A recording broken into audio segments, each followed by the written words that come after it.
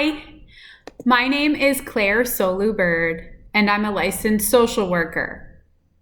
I currently serve the members of the Senior Center of the Chathams. As a social worker, I'm struggling to find a way to stay connected with our seniors during this time of quarantine. Even though we're all in this battle together, I want to acknowledge that there's a lot of confusion surrounding what our future looks like and how to maintain a hopeful spirit in the face of such uncertainty. My focus is on emotional health. So when we're talking about emotional health, it's important to acknowledge the proverbial elephant in the room. Right now, we are all struggling with loneliness and isolation. For senior members of our community, that is particularly scary because this can lead to feelings of despair and hopelessness. Human beings are pack animals. We are wired to connect with each other. So for the senior community, it can be very dangerous to feel lonely and isolated.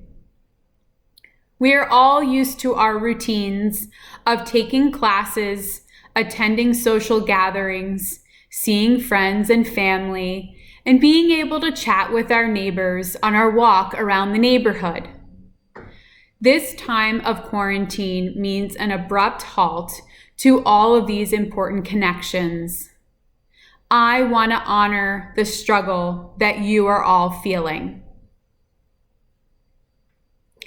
I know it won't feel the same, but my hope is that by using this online medium, I can reach out to you and work on validating your feelings and fostering connection from the safety of your own home.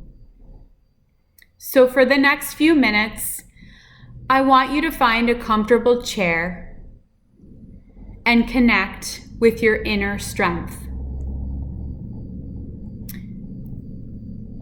For those of you who have attended one of my groups, you know I love to share quotes and thoughtful resources.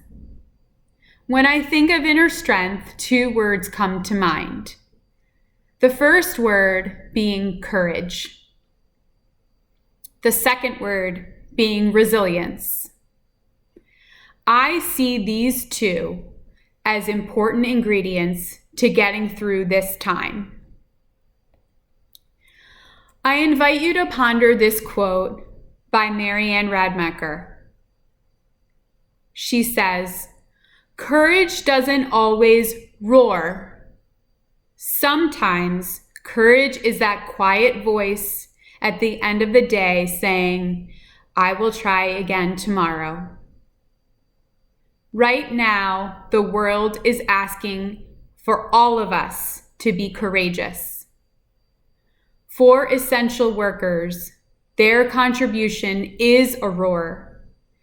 They are on the front lines working tirelessly to keep our grocery stores and pharmacies stocked, our hospitals functioning, our assisted living and nursing homes open, food and pharmacy needs being delivered to people who are housebound, and all of those other essential services that keep us going.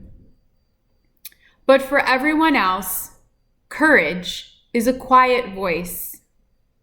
When I wake up in the morning, I enjoy a few seconds of forgetting what is going on in the world, and then it hits me. My kid is not going to school. I can't see my relatives. I won't be able to enjoy my daily walk outside without having to avoid everyone else that I see. It takes courage to face our new reality. So I ask you to consider how courage has shown up in your life.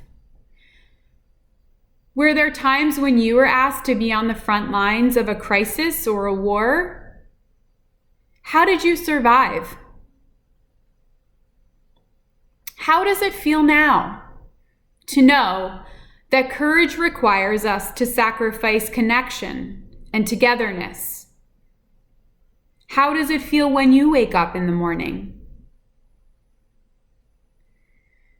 You are being asked to be courageous and to try again tomorrow. I would like to tell you how much I appreciate the sacrifices that you are making to keep others safe. And I appreciate your courage. The second word I would like to discuss is resilience. I would like to read this passage about resilience. It says, "Adversity is a fact of life. Resilience is the ineffable quality that allows some people to be knocked down by life and come back at least as strong as before. Rather than letting difficulties or failure overcome them and drain their resolve, they find a way to rise." So when you are connecting with your inner strength, I would like for you to take a moment with me and reflect on a time in your life when you have been knocked down.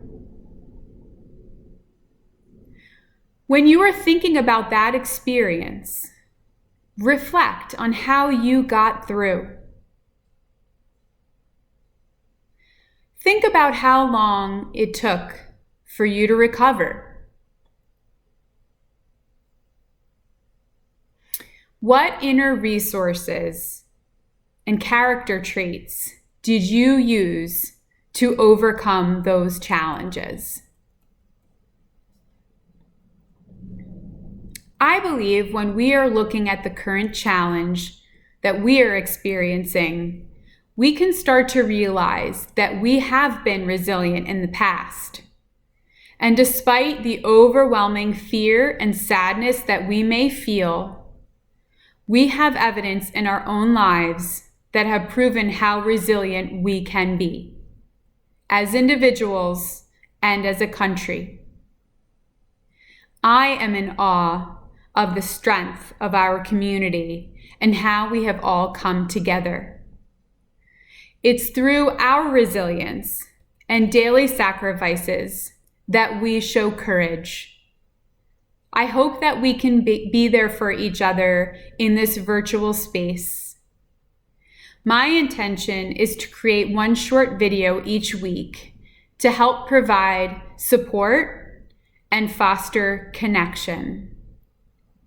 I deeply miss seeing you all, and I look forward to an opportunity when we can be in person again. Thank you for your time, and I'm sending you my best wishes.